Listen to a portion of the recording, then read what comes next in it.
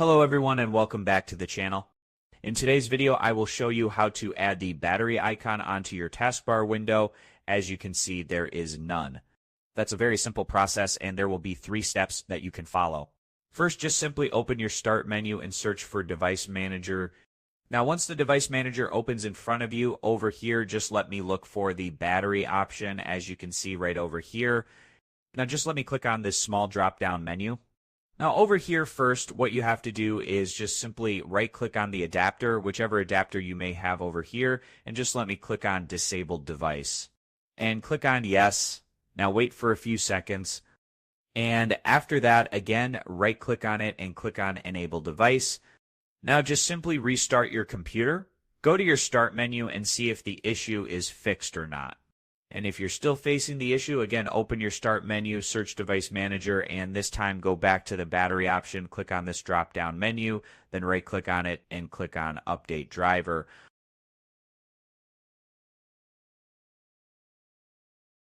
Now I just want to select Browse My Computer for Drivers, then choose Let Me Pick from a list of available drivers on my computer.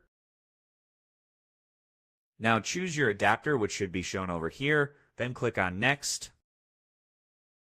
Now after the update is successfully completed, just simply restart your computer and see if the error is fixed or not. Now if you're still facing the issue, simply go to your Task Manager, open your Start menu and search Task Manager. Now in your Task Manager, type Explorer on the search panel over here and you should find Windows Explorer. Now click on it and just simply choose Restart Task. That's how you restart your Windows Explorer, and with that, your battery issue should also be fixed. If still not fixed, just simply right-click on Windows Explorer, and this time just simply end this task. So just let me right-click on Windows Explorer, and if you are able to see an option called End Task, just simply click on that, or go to Details, right-click, and click on End Task over here.